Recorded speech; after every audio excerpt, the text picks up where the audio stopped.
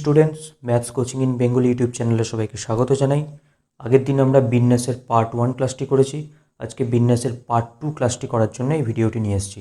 চলো আমরা আগের দিনের পার্ট 1 ক্লাসের কিছু জিনিস আজকে একটু ঝালিয়ে নিই, তারপরে আমরা পার্ট 2 ক্লাসটা শুরু করব।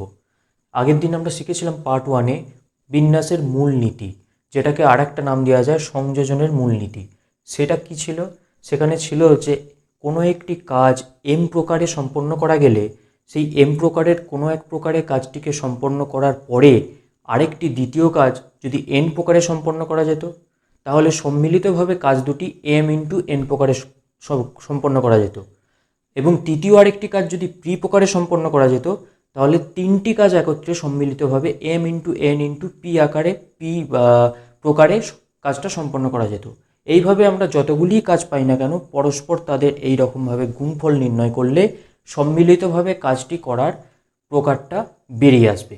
সেটাই ছিল বিন্যাসের মূলনীতি অথবা সংযোজনের মূলনীতি। আজকে আমরা আগের দিনই আমরা 2 নম্বর শিখেছিলাম এন সংখ্যক বিভিন্ন বস্তু থেকে একযোগে আর সংখ্যক বস্তু নিয়ে বিন্যাস সংখ্যা হয়েছিল NPR, যেখানে পি ফর পারমুটেশন, এন হচ্ছে টোটাল নাম্বার অফ অবজেক্ট অর্থাৎ মোট বস্তু সংখ্যা, তার মধ্যে থেকে আর সংখ্যক বস্তু নেওয়া হয়েছে যেখানে আরটা এনের থেকে ছোট অথবা সমান ছিল। আবার আমরা এটাও শিখেছিলাম যে এনপিআর এর অর্থ হচ্ছে বা এনপিআর সমান হচ্ছে N into N minus one into N minus two into dot dot dot করে N minus R plus one, যেটাকে আমরা ভেঙে দেখিয়েছিলাম N factorial by N minus R factorial হচ্ছে।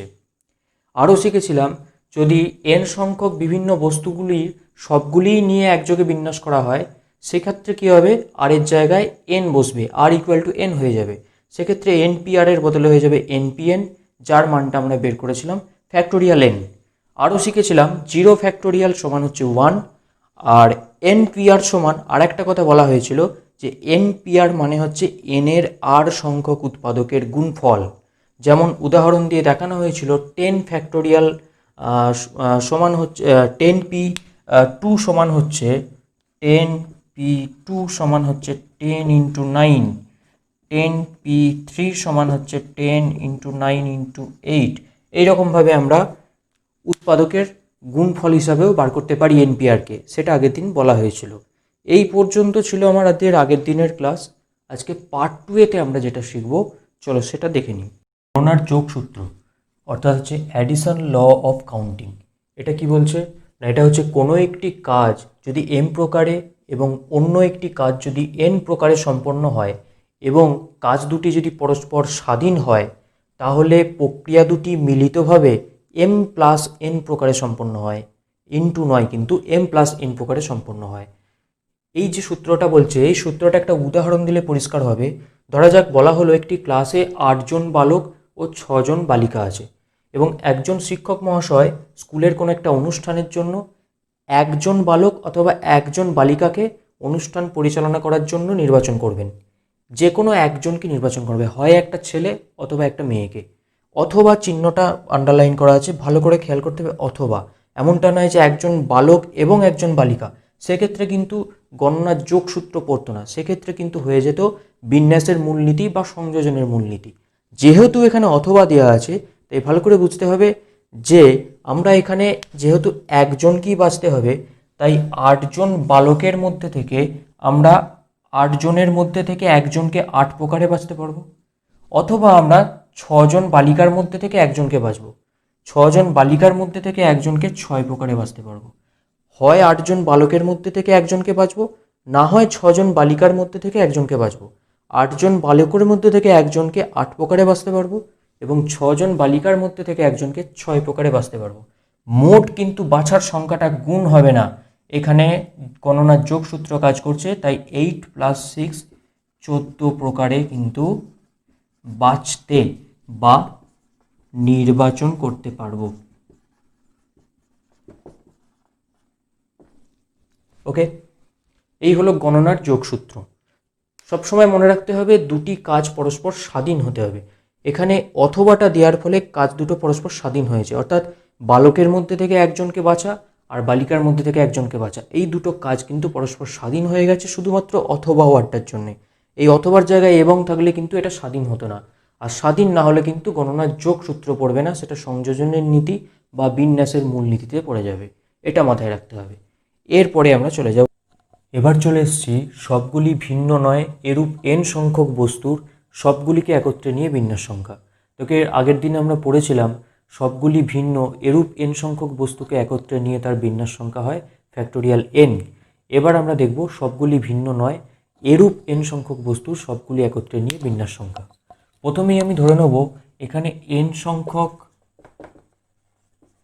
বস্তু সমান n সংখ্যক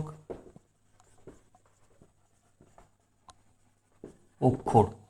n সংখ্যক বস্তুকে আমি n সংখ্যক অক্ষর ধরে নিলাম। এবার যেহেতু সবকটা বস্তু ভিন্ন নয় তাহলে সবকটা অক্ষরও ভিন্ন নয়, তাই ধরে নিলাম আমি, মনে করি p সংখ্যক a অক্ষর,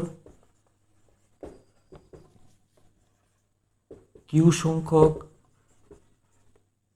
b অক্ষর এবং r সংখ্যক c অক্ষর আছে।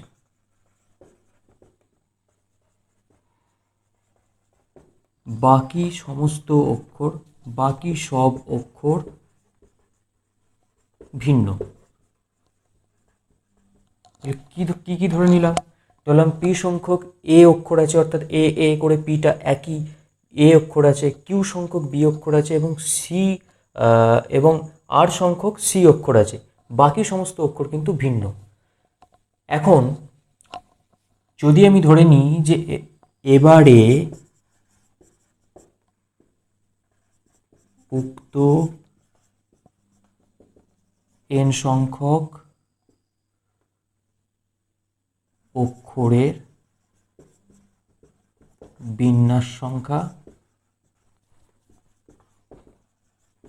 সমান x, মানে এই যে মোট n সংখ্যক বস্তু তথা n সংখ্যক অক্ষরের সবগুলি একত্রে নিয়ে বিন্যাস সংখ্যা বার করতে বলেছিল, সেটা ধরে নেওয়া হলো x।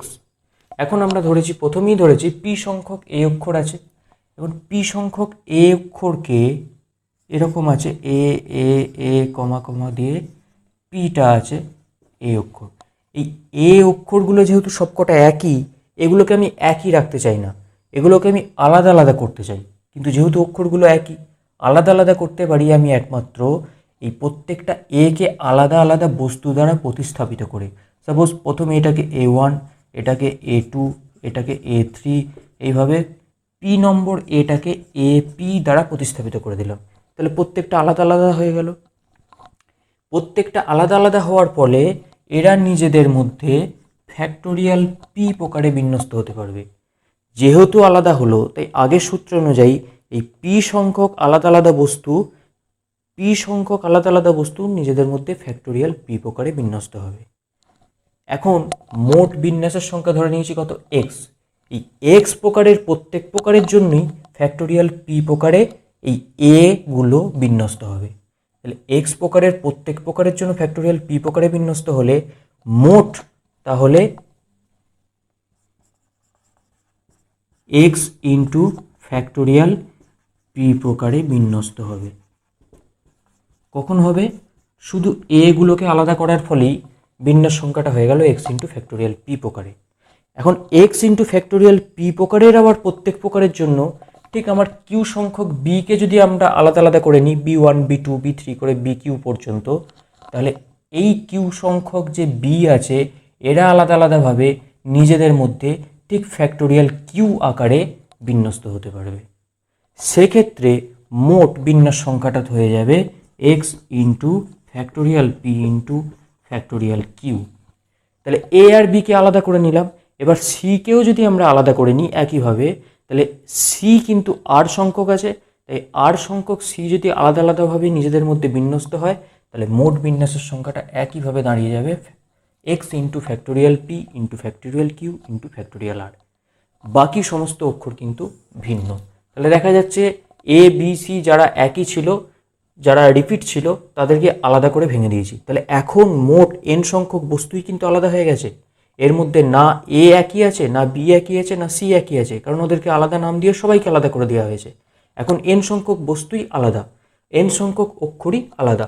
তাহলে আলাদা আলাদা যখন হবে, প্রত্যেকটা যখন ভিন্ন হবে, এমতো অবস্থায় n সংখ্যক অক্ষরের বিন্যাস সংখ্যা আমরা আগেই জানি যে সম্পূর্ণ ভিন্ন n সংখ্যক বস্তুর সবগুলি একসঙ্গে নিয়ে বিন্যাস সংখ্যা হয় ফ্যাক্টোরিয়াল n। তাহলে এই ফ্যাক্টোরিয়াল nটা নিশ্চয়ই এই টার্মটার সঙ্গে ইকুয়াল হবে,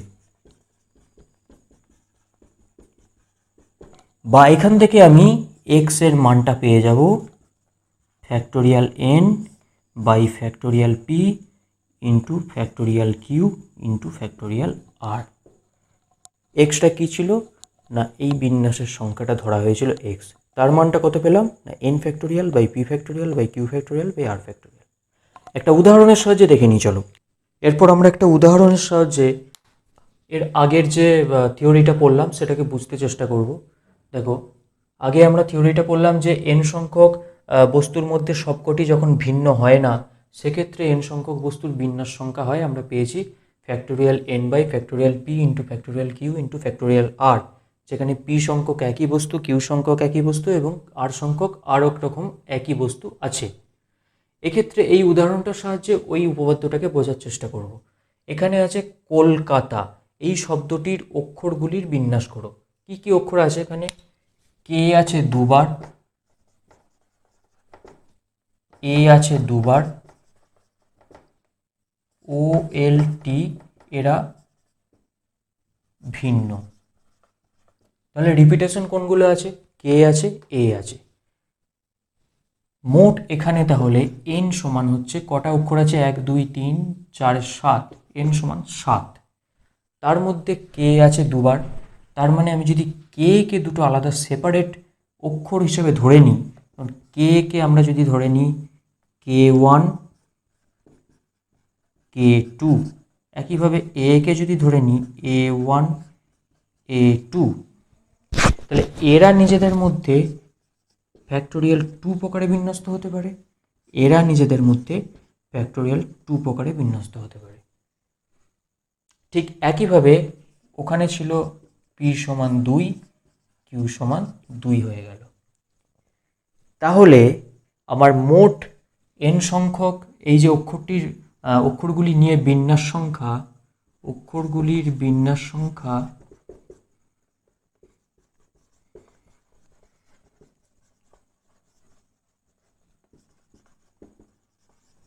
সমান x যদি ধরি,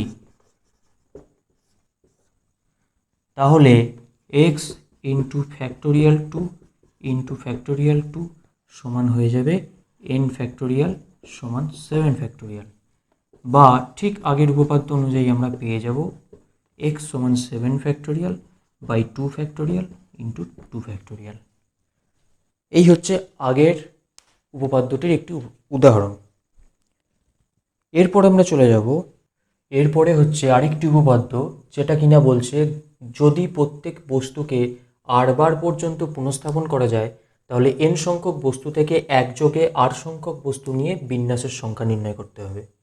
কি বলছে ভালো করে বুঝতে হবে। প্রত্যেকটা বস্তুকে r বার পর্যন্ত পুনঃস্থাপন করা যায়, আমি একবার দিলাম, আবার সেখান থেকে তুলে নিয়ে পরের ঘরে আবার সেটাকে দিতে পারবো, r বার পর্যন্ত সেটাকে বারবার আমি পুনঃস্থাপিত করতে পারি। এই শর্তে n সংখ্যক বস্তু থেকে একযোগে r সংখ্যক বস্তু নিয়ে বিন্যাসের সংখ্যা নির্ণয় করতে হবে। আমরা আগেই দেখেছি যে n সংখ্যক বস্তু থেকে r সংখ্যক বস্তু নেওয়া যায়, আর n সংখ্যক বস্তুকে r সংখ্যক স্থানে বা r সংখ্যক খোপে বসানোও তাই। এটা আমরা আগের দিনই দেখেছি। যদি তাই হয় তাহলে আমি প্রথমেই r সংখ্যক খোপ এঁকে নেব। এটা 1 নম্বর খোপ, এটা 2 নম্বর খোপ, এটা 3 নম্বর খোপ, এইভাবে চলতে চলতে rth খোপ হবে এইটা। ঠিক আগের দিনে এইভাবে করেছিলাম। এখন আমাকে n সংখ্যক বস্তুকে এই খোপগুলোতে কত প্রকারে বসাতে পারি সেইটা বার করতে হবে, সেটাই হবে কিন্তু বিন্যাসের সংখ্যা। এখন প্রথম n সংখ্যক বস্তুর মধ্যে থেকে একটা বস্তুকে প্রথম ঘরে আমি কত প্রকারে বসাতে পারি? n প্রকারে। দ্বিতীয় ঘরটাতে আমি কিন্তু যে কোনো একটা বস্তুকে কত প্রকারে বসাতে পারবো? n প্রকারই বসাতে পারবো, কারণ এই বস্তুটাকে আবার দ্বিতীয় ঘরেও বসানো যাবে, যেহেতু পুনঃস্থাপিত করা যাবে কতবার পর্যন্ত না r বার পর্যন্ত পুনঃস্থাপন করা যাবে, তাই এটাকে এর থেকে তুলে নিয়ে আবার এতেও দেওয়া যাবে। অর্থাৎ এই ঘরে যদি এন প্রকারে বসাতে পারি, দ্বিতীয় ঘরেও কিন্তু আমরা এন প্রকারই আরেকটা বস্তুকে দ্বিতীয় ঘরে বসাতে পারি। সেম তৃতীয় ঘরেও কিন্তু আমাদের কাছে এনটা বস্তুই থাকবে, কারণ যে প্রথমে বসেছে সেও দ্বিতীয়তেও বসতে পারে, সে তৃতীয়তেও বসতে পারে, আরতম ঘর পর্যন্ত বসতে পারে। অর্থাৎ তৃতীয় ঘরটাতেও আমরা এন প্রকারে যে কোনো একটা বস্তুকে বসাতে পারি। এইভাবে চলতে চলতে চলতে চলতে আমরা আরতম স্থান পর্যন্ত পুনঃস্থাপন করতে পারি। অর্থাৎ প্রথমে যে বস্তুটা বসেছিল সেটা দ্বিতীয়, তৃতীয়, চতুর্থ সবকটায় বসে আরতম ঘরেও বসতে পারে। তার মানে হচ্ছে আরতম ঘরেও আমরা যে কোনো একটা বস্তুকে এন প্রকারেই বসাতে পারি। তাহলে বিন্যাসের মূলনীতি বা সংযোজনের মূলনীতি অনুযায়ী কী হবে না, প্রথম ঘরে এন প্রকারে, দ্বিতীয় ঘরে এন প্রকারে, তৃতীয় ঘরে এন প্রকারে, এইভাবে আরতম ঘরেও এন প্রকারে হলে total n into N into N into n, আর সংখ্যক এনের গুণফল কত হবে, এন টু দি পাওয়ার আর, এই এত প্রকারে বিন্যস্ত হবে। এটাই হবে বিন্যাস সংখ্যা। অর্থাৎ পুনঃস্থাপনযোগ্য কোনো বস্তু যখন আরবার পর্যন্ত পুনঃস্থাপিত হয় তখন এন সংখ্যক বস্তুর মধ্যে থেকে একযোগে আর সংখ্যক বস্তু নিয়ে বিন্যাস করলে তার সংখ্যা হবে এন টু দি পাওয়ার আর। একটা উদাহরণের সাহায্যে দেখে নেওয়া যাক, দেখে নিয়ে চলো। উদাহরণটি কি বলছে না, 4টি চিঠি 3টে ডাক বক্সে কত প্রকারে ফেলতে পারবো। 3টে ডাক বাক্স যদি এরকম হয়,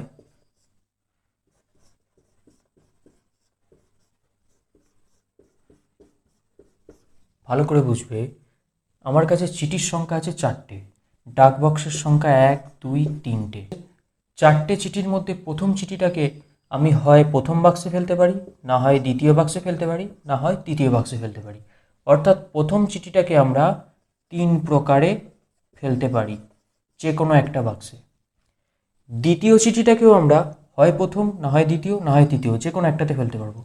কারণ প্রথম চিঠিটা প্রথম বাক্সে ফেললেও দ্বিতীয় চিঠিটাও সেই বাক্সে ফেলার অধিকার আমাদের আছে।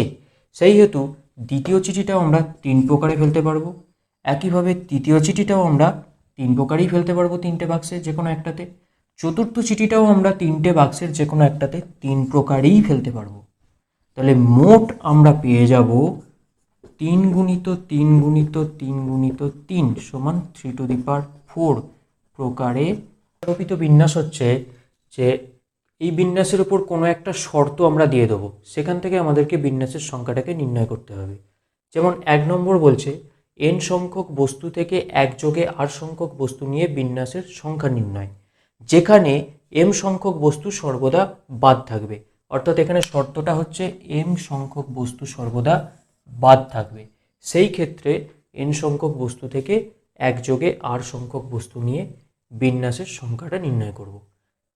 তাহলে প্রথমেই কি দেখছি, প্রথমেই দেখতে পাচ্ছি এম সংখ্যক বস্তু সর্বদা বাদ, তার মানে অবশিষ্ট বস্তু সমান এন মাইনাস এমটি। তাহলে এন মাইনাস এমটি অবশিষ্ট বস্তুর মধ্যে থেকে আর সংখ্যক বস্তু মধ্য থেকে আর সংখ্যক বস্তু একযোগে নিয়ে বিন্যাস সংখ্যা কি পড়েছি আমরা না, এন সংখ্যক বস্তুর মধ্যে থেকে আর সংখ্যক বস্তু একযোগে নিয়ে বিন্যাস সংখ্যা হয় এনপিআর। তাহলে এন মাইনাস এমটির মধ্য থেকে আর সংখ্যক বস্তু একযোগে নিয়ে বিন্যাস সংখ্যা হবে এন মাইনাস এম পি আর। ঠিক আছে, এরপর চলে যাব 2 নম্বর শর্তারোপিত বিন্যাস হচ্ছে এম সংখ্যক বস্তু সর্বদাই উপস্থিত থাকবে। এই শর্তে এন সংখ্যক বস্তুর মধ্যে থেকে একযোগে আর সংখ্যক বস্তু নিলে তার বিন্যাস সংখ্যা কি হবে। দেখো এখানে প্রথম শর্তটা হচ্ছে কি না, এম সংখ্যক বস্তু সর্বদাই উপস্থিত থাকবে, এইটা হচ্ছে শর্ত। তাহলে এম সংখ্যক বস্তু যখন অবধারিতভাবে উপস্থিত থাকবে, তাহলে আর সংখ্যক যে বস্তু আমরা তুলে নেব তার মধ্যেও এম সংখ্যক বস্তু উপস্থিত থাকবে। তাহলে সেই আর সংখ্যক বস্তু যে তুলে নেব তার মধ্যে এম সংখ্যক বস্তু যে সর্বদাই থাকবে তার বিন্যাসের সংখ্যাটা কত হবে। অতএব আর সংখ্যক বস্তুর মধ্যে বা বাইয়ের দরকার নেই, r সংখ্যক বস্তুর মধ্যে m সংখ্যক বস্তুর তুলে নেওয়ার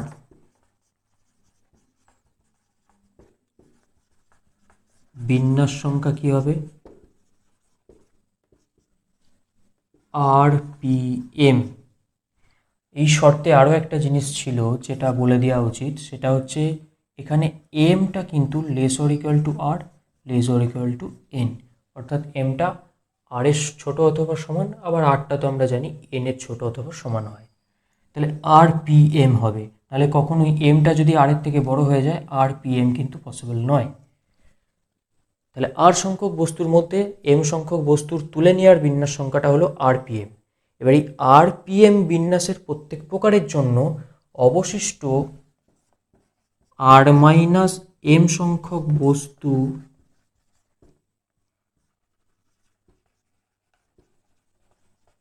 অবশিষ্ট n মাইনাস m সংখ্যক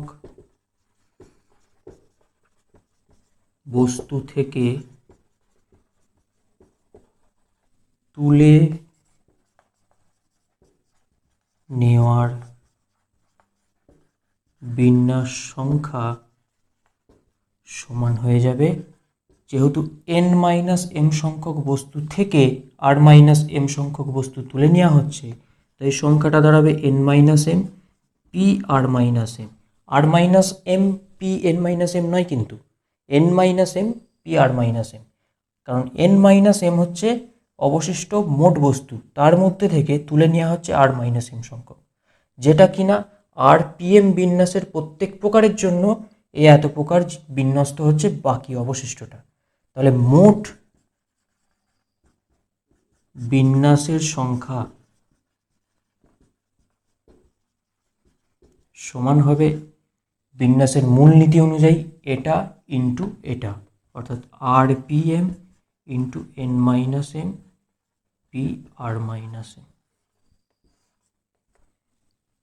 ঠিক আছে, এটা হলো 2 নম্বর শর্তারোপিত বিন্যাস। 3 নম্বর শর্তারোপিত বিন্যাস বলছে n সংখ্যক বস্তু থেকে একযোগে r সংখ্যক বস্তু নিয়ে বিন্যাসের সংখ্যা নির্ণয় করো, যেখানে কিনা m সংখ্যক বস্তু যে কোনো ক্রমে থাকবে, মানে m সংখ্যক বস্তু নির্দিষ্টভাবে নির্দিষ্ট কিছু জায়গা দখল করে যে কোনো ক্রমে থাকতে পারে। তাহলে প্রথমেই আমি আগে, যেহেতু m সংখ্যক বস্তু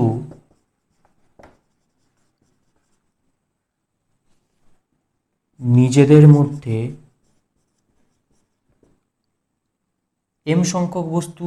মধ্যে কি করবে না, m সংখ্যক বস্তু m সংখ্যক স্থান দখল করে আছে, তাহলে m সংখ্যক বস্তু যেহেতু সবগুলিকে একত্রে নিয়ে বিন্যাসের সংখ্যা আমরা কি জানি, m পি এম সমান ফ্যাক্টোরিয়াল m, নিজেদের মধ্যে ফ্যাক্টোরিয়াল m উপায়ে বিন্যস্ত হবে। তাহলে অবশিষ্ট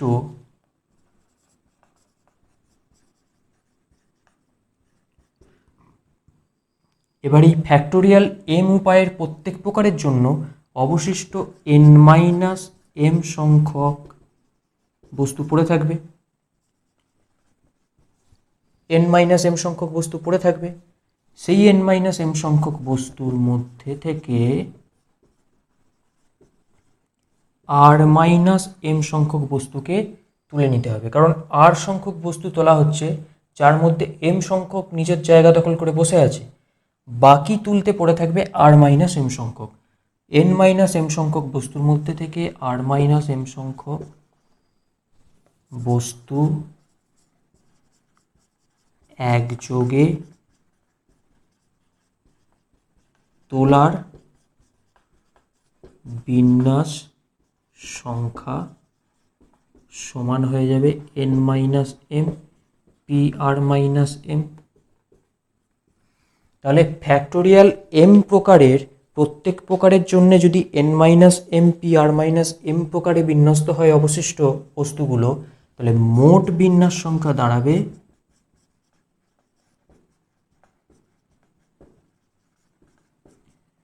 factorial m into n minus m p r minus m।